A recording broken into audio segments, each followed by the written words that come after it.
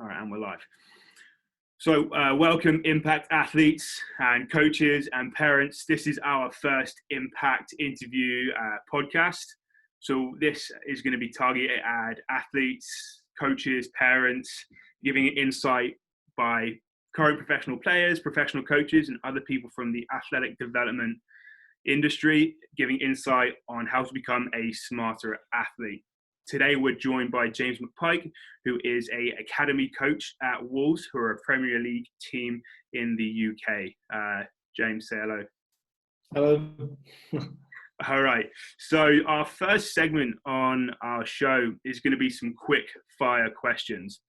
Okay, we've got 10 quick fire questions, and this is the quick fire round. So question number 1, what is your name? James McPike. Nice. Number 2, what is your occupation? I am a football coach at Wolves Academy, looking after the 13s to under 16s players. Nice. Number 3, where are you from? Birmingham, England. Nice. Number 4, what is your favourite sport? Football. Number 5, who is your favourite athlete? At the moment, after a great documentary, it's Michael Jordan. Incredible athlete. Yeah, we can touch on that one later. Yeah. Number 6, what's your favourite team? Liverpool. Number 7, what is your favourite sporting memory? I was fortunate enough in the FA Youth Cup to play at Old Trafford, so that was a pretty big deal for me. So it's probably my biggest one. So yeah, I'll play at Old Trafford. Number 8, your favourite sporting movie? Ooh, Remember the Titans. That's a good one. If you were a wrestler or a MMA fighter or a boxer, what would your walk-on entrance music be? Oh, I tell you what, Paradise City, Guns N' Roses. Oh, I yeah. love that song. And last but not least, which sport do you wish that you were really good at? Golf.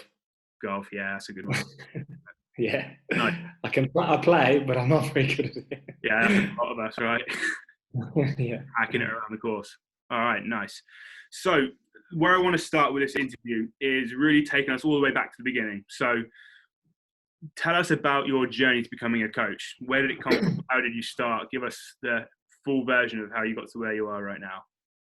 Cool. So, I mean, ultimately, I started out playing. So I was a schoolboy at Birmingham City, who were in the EPL at the time.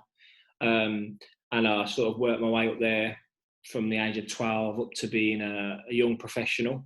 And then didn't quite make the grade and ended up playing non-league and going down that route for a little bit. But didn't really enjoy it after a few injuries, ended up dropping out of non-league football and floating around a couple of jobs, really, just not really enjoying it, and had an opportunity for a contact at Birmingham to go to America. So I ended up in working for a company out there, working in Seattle and Texas, Nice. Portland, so New Mexico. So really had a great experience and really got sort of a bug for coaching. So came back, set up a coaching business myself within primary schools, but then also part-time coaching at West Bromwich Albion, where, quite funny, a small world in football, the head of recruitment there actually signed me as a player at Birmingham, and was now the head of recruitment at West Bromwich Albion. And I asked him if he had any part-time work, so I ended up volunteering first of all, and then when an opportunity arose in the academy with the pre-academy, which was, I think, 7 and 8 year olds then, jumped on that, and just sort of worked my way up through the door when opportunities arose, and tried to stay qualified and gain more experience and more qualifications to where I was working full-time at West Bromwich Albion. Alongside that, doing coaching qualifications. So I've got my Advanced Youth Award now, which is sort of a level 4 qualification, and then as well as my UEFA license, which I've got as well. So yeah, so I did that for a couple of years, and then ended up applying for a role at Wolves to be an academy coach, to sort of have a change of scenery. and started that 2 years ago, and then had a promotion after my first year to lead the youth phase, which was fantastic. So that's where I'm at now. Nice. That's awesome, mate. Thanks for sharing. Can you tell us a little bit about the transition you took from being a player to being a coach? Like, was that an easy transition, both mentally and as a learning thing, or was there some challenges along the way? I think there was definitely challenges. So, you know, you always have that bug for playing, but I think, unfortunately, in my case, my mind was kind of made up. I sort of had 2 quite bad ACL injuries. Sure. A couple of shoulder surgeries because I dislocated my shoulders. So it was sort of made up for me. And at the age of I always said if I wasn't making it really big by the age of 25, 26, right, I was quite in tune with, you know, I need to look into something now. Right. So my mind was kind of made up. I said, right, I'm gonna go down this coaching path and start it early and get qualified and do that. Do I miss playing football? Most definitely, but my knees don't allow me to. So yeah. Yeah, that's something we talk to our athletes a lot about. So obviously part of what we do here, yes, we do some strength conditioning, athletic development, but we also talk about sports psychology and the role of the mental game, and we also focus on academic support, you know, recognizing the need to develop an athlete 360 degrees. So, you know, you can succeed in every part of the sport or in life. So definitely. Yeah, thanks for sharing that insight. No. So obviously the soccer system here, or football to us back home, is markedly different. Can you just explain a little bit about what an academy is, explain the pathway all the way from U9s up to, you know, being senior pro, and then the pathway and the talent ID, how that all works? Yeah, sure. So I'm a little bit familiar with the certain sort of the American sort of tier to, you know, going from recreational to select and premier and then obviously going through the college rank sort of thing. So I'm a little bit familiar. So, but in terms of, you know, our pathway, the academy. So when they can come in the door at any time, really. So it doesn't have to be coming in the door at 9s. They can come in at 14s. They can come in at 16s, and how they get their opportunities is through a variety of ways. So we have development centres where our local recruitment will go out and I watch grassroots or recreational games and identify boys with potential. And invite them into development centre training sessions, which runs alongside the academy. It's almost like bridging the gap. So if they come into the development centre quite raw and they do well and they get some coaching, then it helps bridge that gap into the academy, because academies programs are moving so quickly and are getting quite advanced now that to go from recreational football straight into an academy, a Premier League academy now, a Category 1 academy, Sure. is very daunting, but also very difficult. So that route is designed to sort of support that transition. We have, you know, scouts at recreational level who go and watch them games. We have scouts at a national level who look at different academies. So Wolves is a Category 1 academy. There's Category 2, Category 3, Category 4. So sometimes we'll have national scouts who are keeping eyes on lower category academies to see if there's potential to bring them into the club. So yes, I mean, they'll come in the door. At certain ages, they're offered different length of contract. Yeah. Sometimes it's 12 months, sometimes it's 2 years. And it just gives them that chance just to embed themselves and try and create a bit of an identity within the academy. So they'll go from the foundation phase into the youth development phase and then into the professional development phase. Nice. Yeah, I think the academy system that is in the Premier League, whether it's Cat 1 all the way through to Cat 3, is quite unique, and it's really a credit to the players that come through and the systems that have been in place for a long time. Like, the quality of the player that comes out is fantastic right through, and I think a lot of other systems, whether it's a different country or even different sports, could learn a lot from that. I know personally, working in rugby, we always used to look to what the Premier League football are doing because they've been around doing it longer than us, and there's certainly tons that it can be learned Yeah. So can you just share with us a little bit about the teams that you specifically work with right now, and some of the athletes, and just share maybe some anecdotes about that?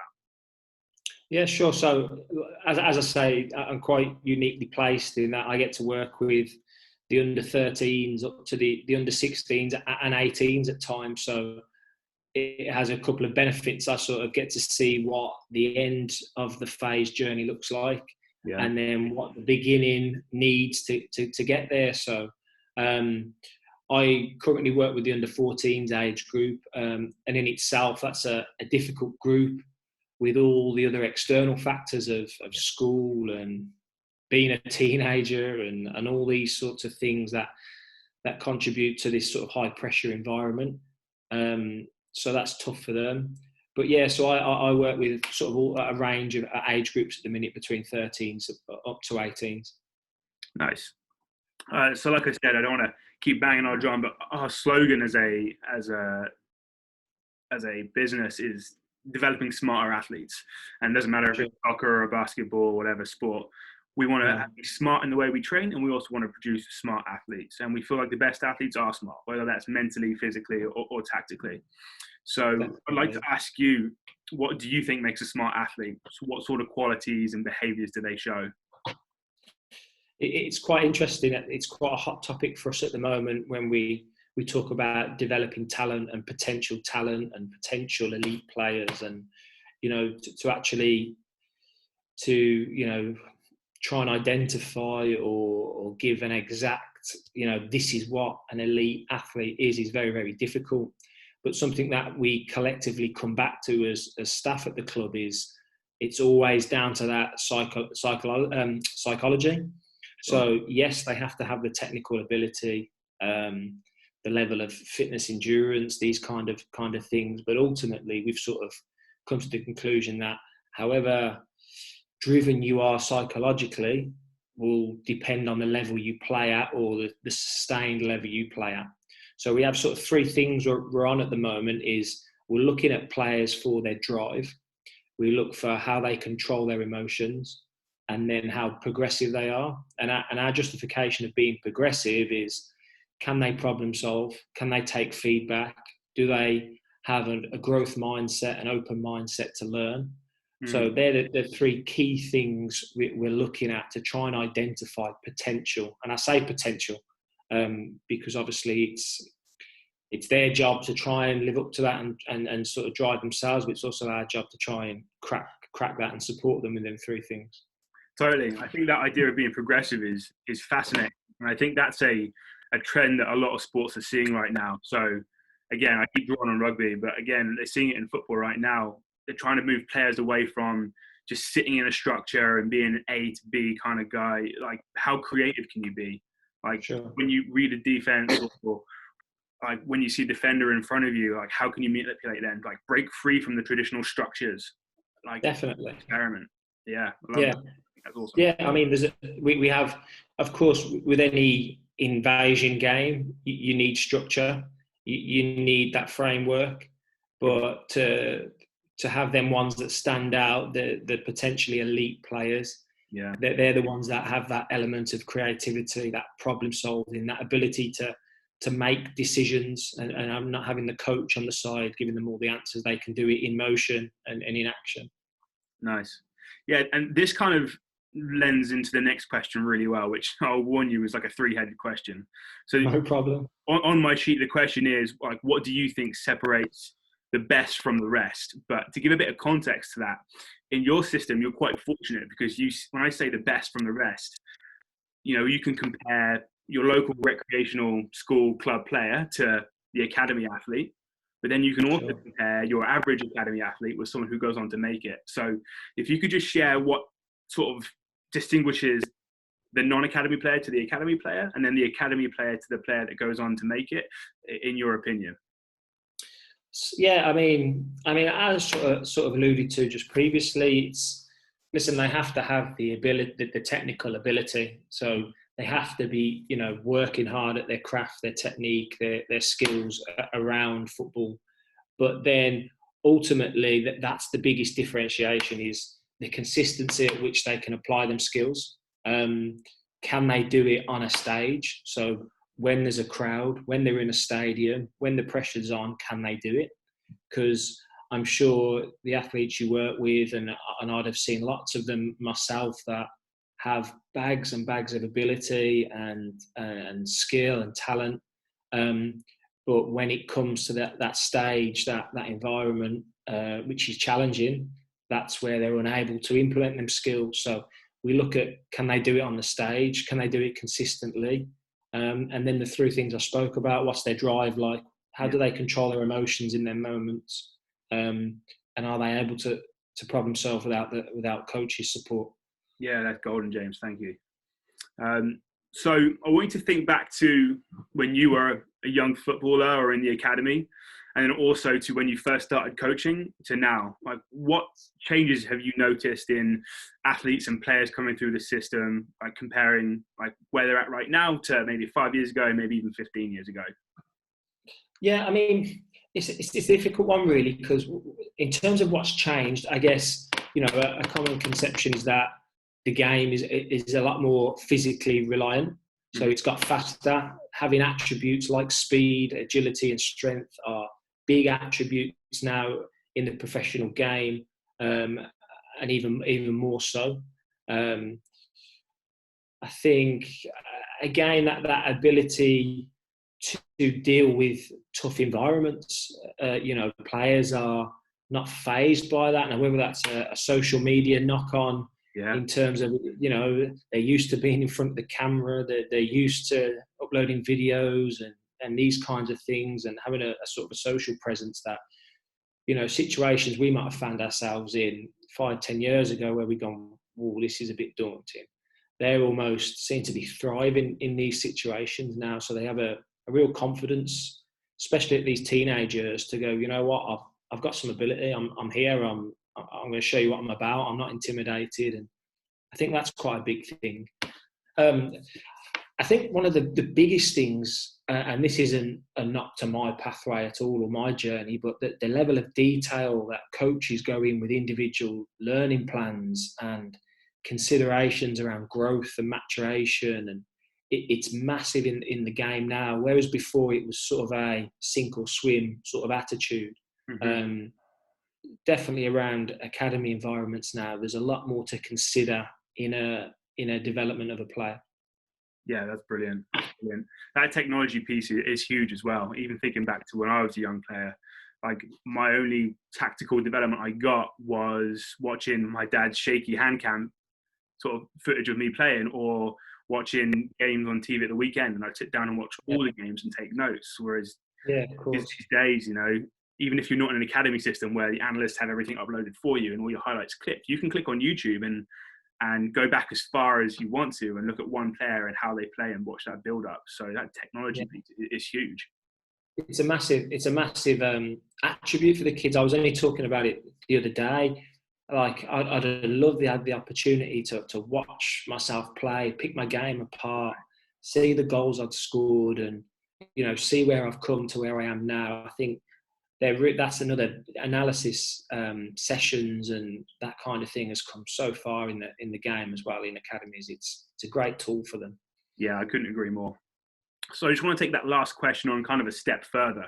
So Where do you see the future of the game going, both on an individual, like technical and tactical development, but also on a global, like, is the game going to get quote unquote faster and more physical, or is there going to be a shift back to more advanced tactics? What do you think? I think it's interesting.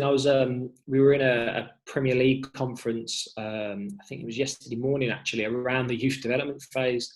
And one of the questions was, where do you see the games program, the game in 5 years' time? And a lot of things we raised and we brought up was how prominent international fixtures are now. So it being the norm for English Premier League academy boys to be playing Ajax, Barcelona, Bayern Munich, and that's the norm. So they're used to competing with international talent, and it's something, a game that doesn't faze them. So I can see them kind of things coming to fruition. We spoke about, again, being able to cope with these environments. So how do we recreate stadium atmospheres, crowds. We're quite fortunate. We go to a lot of indoor tournaments in Germany over the winter. And the atmosphere they create in these five-a-side indoor tournaments, they have the big drums, there's 300 or 400 people in a small sports hall, and the atmosphere is fantastic. So I think boys are going to have to be more comfortable with these environments, and I think these sorts of experience will help them develop that. I think they're going to have to know and get used to that, playing international teams, going to Bayern Munich's academy, them coming to us will be the norm. And, you know, I remember quite vividly playing an international team was a really big deal, and it was a foreign kid, and he might be a bit bigger, and it was like, he's Spanish, he is, and they don't care about who you are. It was quite a daunting experience where I think boys have to be prepared for that. I think in terms of the physicality of the game, how much faster can he get? You know, I think I think there's always going to be the technical requirements. Tactics tend to come in waves and trends, and things that were fashionable now, like quite one with the Wolves is the 3 at the back and 3-4-3, and different tactical things and come round again. So it's learning from what they used to be to what they are now, and just remembering them and see if they come round again. Yeah, I think that's fascinating. I can't wait to see where it goes in the future. Yeah, definitely. So I just want to move on in this next section to some of our submitted questions from our members and some of our followers on social media. Okay. Yeah, of course. So the first question we have is from Chase, and he asks, what aspects of a game do you look for in a player to be great? Again, you know, it's a lot of it is based on psychology. We have these conversations that it determines probably the level you're gonna play at. So we come with lots of examples of gifted, technically skillful boys who don't make the level, who don't play week in, week out in the Premier League. And why is that? And through experienced members of staff at the academy, and through looking at the types of characters that do make it, it's that drive, it's that regulation of their emotions, it's how are they willing to push themselves through that pain barrier. You know, it's that inner drive to be successful, and ultimately they have to have the technique and the ability. But that's what we've sort of concluded. That's what we look for. It's that psychology. Can they do it? Do they have it within them? Now, it can be an under 9 coming through the door who absolutely loves football. He can't wait to train. Yeah. It can be an under 15 consistently getting to training early and doing extra and training how he plays. And, you know, you can see this drive from 9 to 19. It doesn't have an age. That's fantastic. Yeah, thank you. Josh asks, what do you think is missing from American soccer? And you've got a great perspective on this because you've worked in both systems extensively. Yeah, I think what's missing, I don't think it's missing. I think it's time. I see from my experience there was fantastic practice, you know, in terms of what we spoke about, that progressiveness, that willing to learn, to volunteer, to coach and get qualified. So I think it's not necessarily what's missing. I think it's a case of time and a bit of patience with that process. Typically, you know, we think of American players and American schoolboys and athletes in general to be physically conditioned brilliantly. Mm-hmm. They really value that and that work ethic behind it, getting up early before school, before practice, doing the extra bits to be conditioned as well as possible. I think, again, time will develop the technical side of things. I think technically the basic skills of the passing and receiving, the longer, you know, boys are in the game and the earlier they're in the game, I think the two will marry up well and you'll see some real productivity. Nice. The next question is from Danielle. And the question is, what do you think is the most important step in developing a youth athlete? Good question.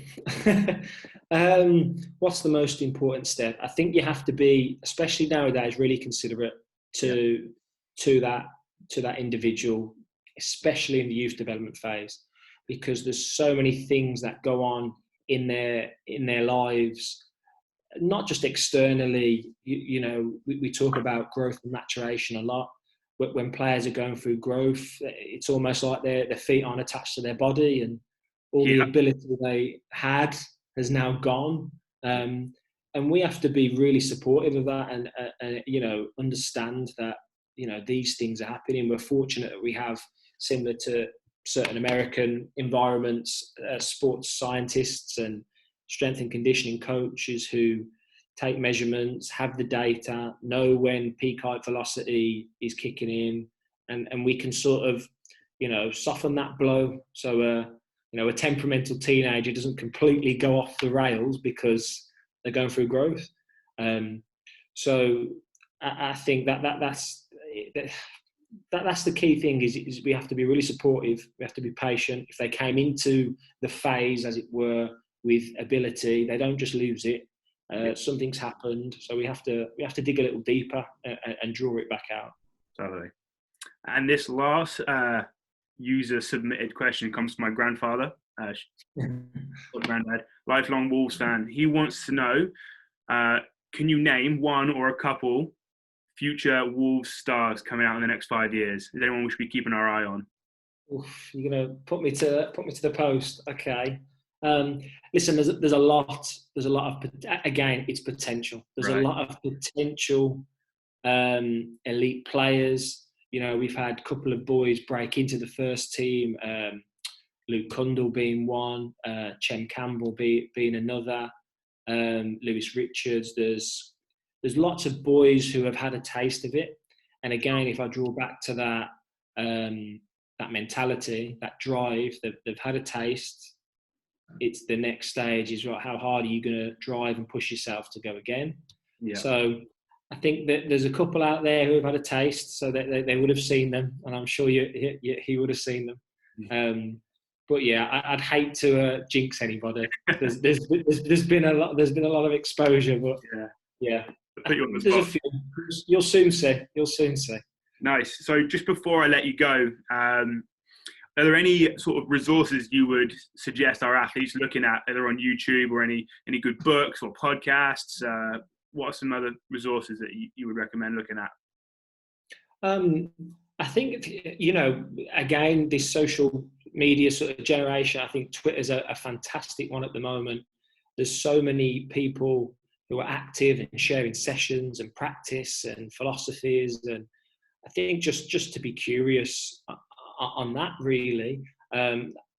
It takes a long time to go, this is what I'm going to be, or this is the coach I'm going to be, or this is the kind of player I'm going to be. I think just be curious, see what people are doing. I know we spoke about it earlier. There's a fantastic documentary on Netflix at the moment with The Last Dance, which really shows the mindset of an elite athlete. So that's a really interesting one if you're of the right age, of course. Totally. But it's very interesting. I've just recently brought a book from a coach called Michael Beale, who's the coach at Rangers at the minute with Steven Gerrard. Around practice design and things like that. So I'm looking through that at the minute. That's quite interesting.